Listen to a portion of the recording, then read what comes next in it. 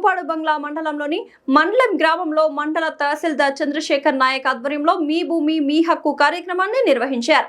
ఈ కార్యక్రమానికి ముఖ్య అతిథిగా నందికొట్కూరు నియోజకవర్గ శాసనసభ్యులు గిత్తా జయసూర్య 6,000 ఎకరాలకు మంజూరైన ప్రభుత్వ రాజముద్రతో కూడిన పట్టాదార్ పాస్ పుస్తకాలను నందికొట్కూరు నియోజకవర్గం శాసనసభ్యులు గిత్తా జయసూర్య రైతులకు పంపిణీ చేశారు. ఈ సందర్భంగా ఎమ్మెల్యే మాట్లాడుతూ రైతుల సంక్షేమమే ప్రభుత్వ ధ్యేయమని, భూ హక్కుల పరిరక్షణకు కూటమి ప్రభుత్వం అత్యంత ప్రాధాన్యత ఇస్తోందని, సర్వే ప్రక్రియ ద్వారా భూ యాజమాన్యానికి సంబంధించిన సమస్యలను పరిష్కరించి రైతులకు స్పష్టమైన హక్కులు మరియు వారి భూములకు పూర్తి భద్రత కల్పించేందుకు కూటమి ప్రభుత్వం పనిచేస్తుందని, ఈ కూటమి ప్రభుత్వం రైతు పక్షపాత ప్రభుత్వమని, రైతుల సంక్షేమ ప్రభుత్వం ధ్యేయమని ఆయన పేర్కొన్నారు. ఈ కార్యక్రమంలో నందికొట్కూరు మండల convener Surendranath Reddy, market yard chairman Veeram Prasad Reddy, మండల కన్వీనర్ గుండ్రెడ్డి మోహన్ రెడ్డి, ఎన్బై బన్నూర్ సొసైటీ చైర్మన్ పిక్కిలి శ్రీనివాసులు, పరమేశ్వర్ రెడ్డి, నల్లబోతుల రాముడు, సుధాకర్, ప్రభుత్వ అధికారులు, రైతులు, టీడీపీ నాయకులు, కార్యకర్తలు పాల్గొన్నారు.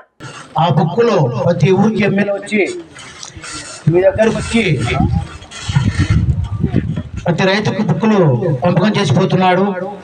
అంటే ఇది మంచి కార్యక్రమం. గతంలో బొమ్మలు వేసుకొని వాళ్ళ బొమ్మ వేసుకొని వాడి ఫోటో వేసుకొని ఇచ్చుకునే కార్యక్రమం అది మంచిగా మీరే గమనించుకోవాలని కోరుతున్నాను. ఈరోజు ఇప్పుడే 8:30 ప్రోగ్రామ్ కాకపోతే లేట్ అయింది. ఎందుకంటే నిన్నటి వరకు మన శ్రీశైలం ప్రాజెక్టు వాటర్ వచ్చింది, ఫుల్ అయింది, కాలేదుగా అవుతుంది.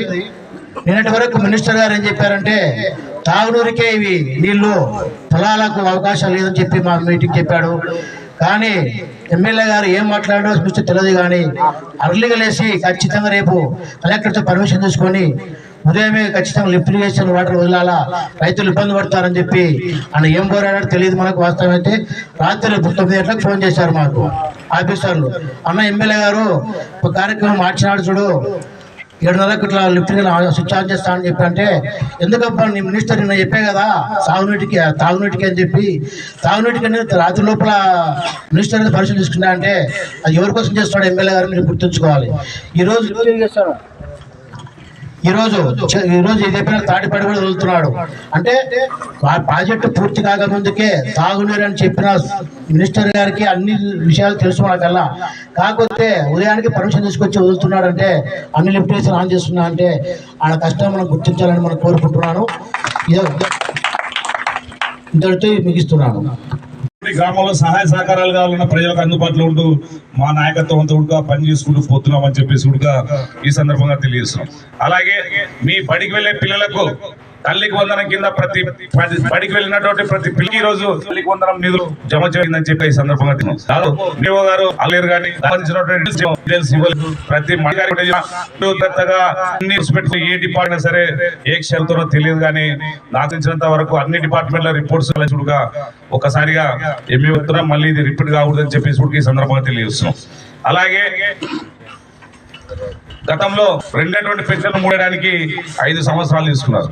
ప్రతి సంవత్సరం 250 పెంచుకుంటూ పోయినారు. కానీ మీరు పెన్షన్ల విషయంలో అవతాతలకు మాత్రం గమనించుకోవాలా. అధికారులు మీరు ఊరికి విలేజ్కి వెళ్ళినప్పుడు కూడా వాళ్ళకి తెలియజేయాల్సింది ఒకటే, 2014లో 200 ఉన్నటువంటి పెన్షన్ ఏకకాలంలో 1000 రూపాయలు చేసినటువంటి నాయకుడు చంద్రబాబు నాయుడు గారు. 1000 రూపాయలు ఉన్నటువంటి పెన్షన్ 2000 చేసింది చంద్రబాబు నాయుడు గారు. మరి 2024 మేనిఫెస్టోలో 3000 ఉన్నటువంటి పెన్షన్ ఒక్కటేసారి 4000 రూపాయలు చేసింది చంద్రబాబు నాయుడు గారు. ప్రతి నెల 1వ తారీఖు నాడు 9-10 గంటల లోపల ప్రతి ఇంటికి చేరే విధంగా ఒక ప్రణాళికబద్ధంగా ఇస్తున్నాం. ఆనాడు గ్రామాల్లో వాలంటీర్లను పెట్టి మేము మీకు పెన్షన్లు ఇస్తున్నాం, మేము పోతే పెన్షన్లు ఇయ్యారని చెప్పి తప్పుడు ప్రచేశారు. వాళ్ళ మన ఆఫీస్ చాలా అభ్రంగా 6 గంటల నుంచి ఉప పరిణామం తెలియదు. దీంతో పాటు వికలాంగుల పెన్షన్ 3000 ఉన్నటువంటి పెన్షన్ 6000 రూపాయలు ఇచ్చాం. డయాలసిస్ పేషెంట్లకు 10,000 రూపాయలు ఇచ్చాం. 100% బెడ్ కేర్ పరిమితమైనటువంటి కుటుంబాలకు 15,000 రూపాయలు ఇచ్చి ఆదుకుంటున్నాం. మరి ప్రతి రైతుకు అన్నదాత సుఖీభవ 100% బెడ్ కేర్ పరిమితమైనటువంటి కుటుంబాలకు 15,000 రూపాయలు ఇచ్చి ఆదుకుంటున్నాం. మరి ప్రతి రైతుకు అన్నదాత సుఖీభవ కింద ప్రతి సంవత్సరానికి 20,000 రూపాయలు 3 దఫాలు ఇస్తున్నాం.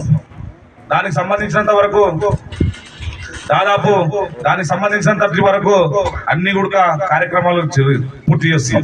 ముఖ్యంగా మహిళలకు సంబంధించినటువంటిది ఏదైతే స్త్రీశక్తి పథకం, ఈ రోజు స్త్రీశక్తి పథకం ద్వారా ఎంతో మంది మహిళలు అంటే ఉద్యోగస్తులు కావచ్చు, చదువుకునేటువంటి వాళ్ళు కావచ్చు, గ్రామాల నుంచి పట్టణాలకు వెళ్లి పనిచేసుకునేటువంటి కుటుంబాలకు కూడా ప్రతి ఒక్కరికి నెలకు సగటున 3,000 రూపాయల ఆదాయం ప్రతి మహిళకు ప్రయాణించేటువంటి వాళ్ళకు కూడా వస్తున్నాయి. అంటే గవర్నమెంట్ ఉద్యోగస్తులకు తీసేయలేదు, ప్రైవేట్ వాళ్ళకి పరిమితం చేయలేదు. ఎవరైనా సరే మహిళలు ఉచితంగా బస్సు ప్రయాణం చేస్తే రాష్ట్రంలో ఎక్కడైనా ఫ్రీ అనేది తెలియజేశాం. దానికి ఈ రోజు మీరు చూసుకున్నట్లయితే కావాలి మాసంలో కానివ్వండి, కార్తీక మాసంలో కానివ్వండి, హాలిడేస్ అప్పుడు కానివ్వండి, దసరా అప్పుడు కానివ్వండి, దీపావళి అప్పుడు కానివ్వండి, దేవాలయాలలో కూడా మహిళలతోనే కిటకిటలాడిపోతుంటాయి.